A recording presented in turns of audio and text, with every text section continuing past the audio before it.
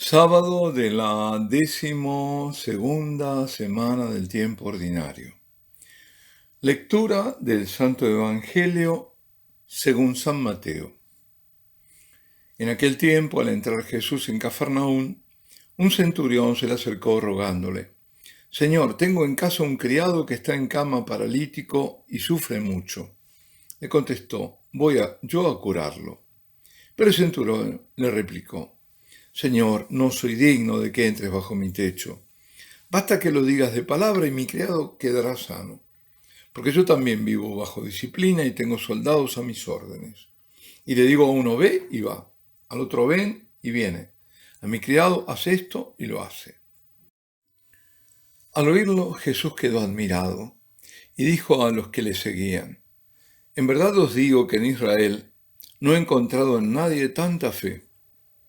Os digo que vendrán muchos de oriente y occidente y se sentarán con Abraham, Isaac y Jacob en el reino de los cielos. En cambio, los hijos del reino los echarán fuera, a las tinieblas. Allí será el llanto y rechinar de dientes. Y dijo al centurión: vete, que te suceda según has creído. Y en aquel momento se puso bueno el criado. Al llegar Jesús a casa de Pedro, vio a su suegra en cama con fiebre. Le tocó su mano y se le pasó la fiebre. Se levantó y se puso a servirle. Al anochecer le llegaron muchos endemoniados. Él, con su palabra, expulsó los espíritus y curó a todos los enfermos, para que se cumpliera lo dicho por medio del profeta Isaías. Él tomó nuestras dolencias y cargó con nuestras enfermedades. Palabra del Señor. Como habíamos comentado ayer, estamos en el capítulo 8 de San Mateo, en el que aparece el Señor como taumaturgo. Bueno, esta palabra se la entiende profanamente como mago. En realidad, por el origen de la palabra, es aquel que obra maravillas, el que hace prodigios. Esa es la etimología de taumaturgo. Y en el relato de hoy comienza con el centurión. Centurión era un grado militar del ejército romano, de oficial subalterno, que tenía a cargo 100 hombres, de ahí viene el centurión. Por el hecho de estar destinado a la Galilea, estaba al servicio del gobernador puesto por Roma, el tetrarca Herodes Antipas.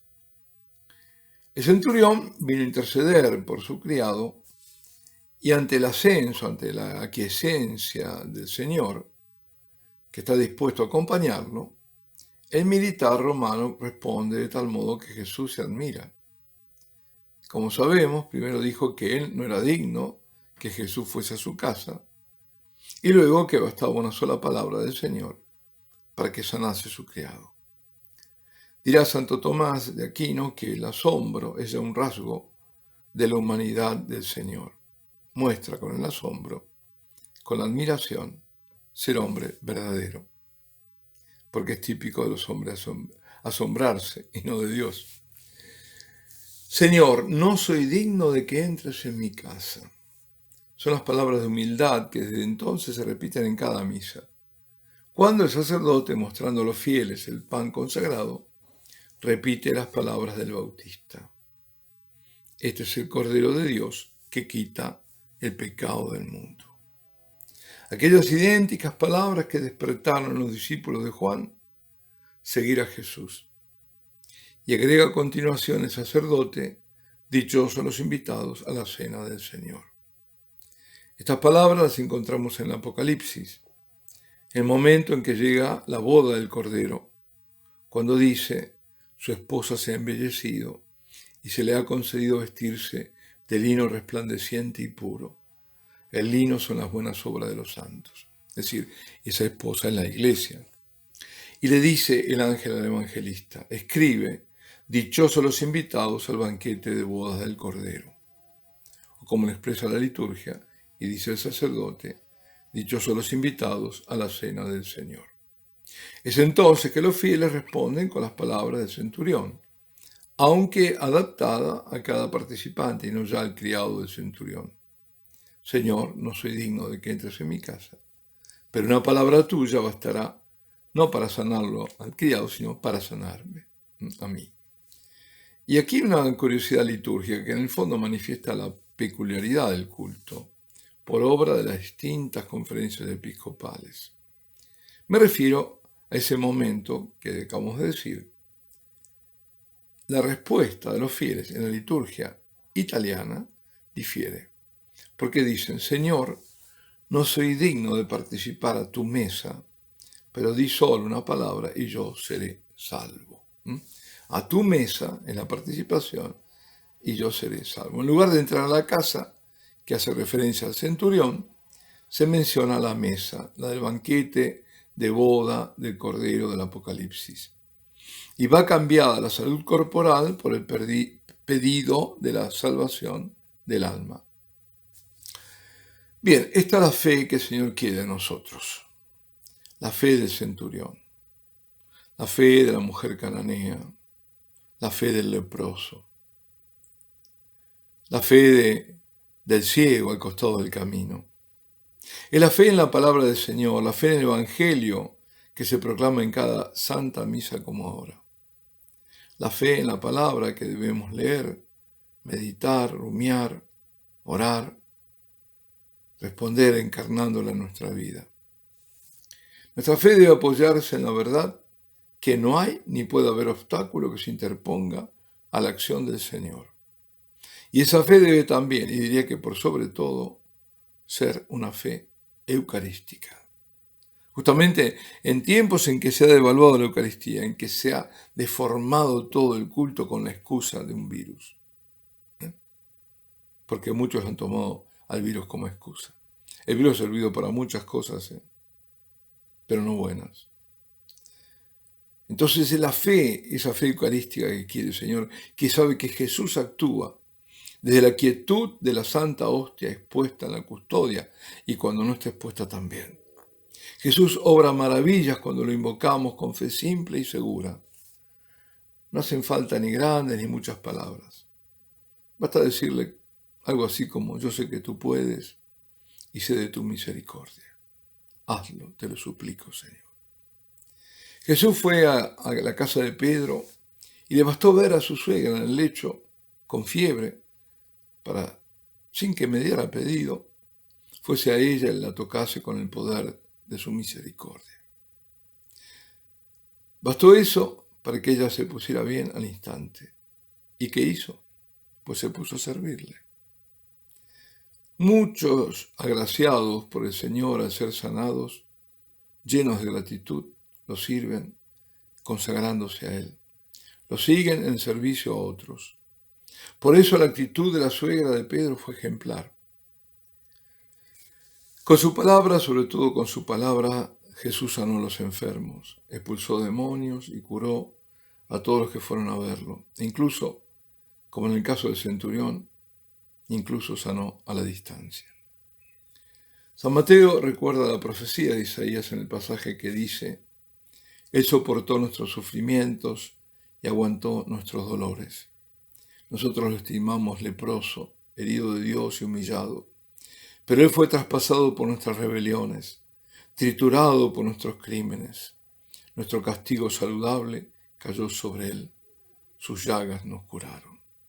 Eso está en el capítulo 53 de Isaías, los versículos del 4 al 5. En aquellos hechos extraordinarios, los muchos milagros de curación de males de todo tipo, los muchos exorcismos, San Mateo anticipa la pasión y muerte de Cristo, porque a eso se refieren los cantos del siervo de Yahvé o siervo sufriente, y este que acabo ahora de mencionar es uno de ellos, el que alude al evangelista. Jesús sana porque es Dios encarnado, y lo hace en virtud del sacrificio de su humanidad, ofrecido como víctima expiatoria al Padre. En cada sanación, en cada liberación está presente la cruz futura, porque será en la cruz cuando cargará con todas nuestras dolencias y enfermedades. Y esto porque sobre sí estará la causa de todos los males, el pecado. A Jesús lo tenemos muy cerca.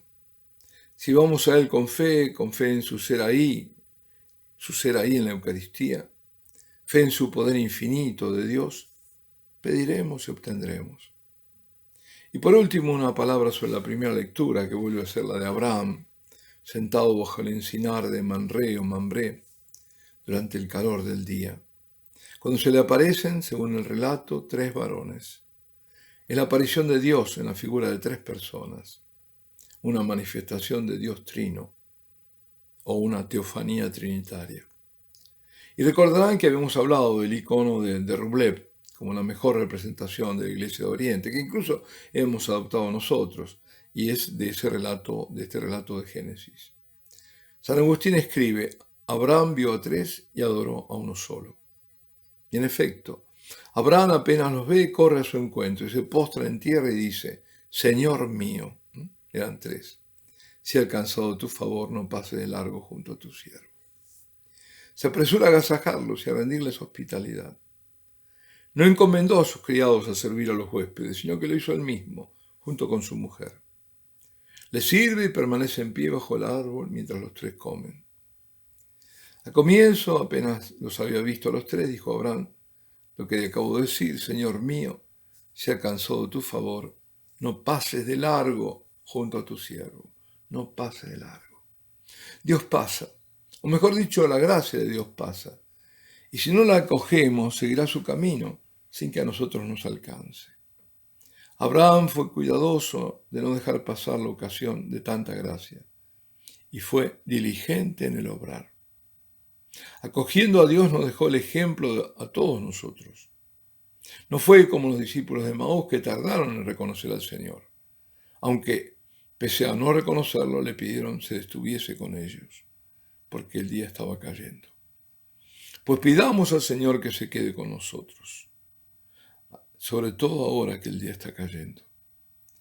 Acojámoslo en nuestras vidas con el corazón ensanchado por el amor y con la fe firme en su poder y en su misericordia, o más bien, en el poder de su misericordia.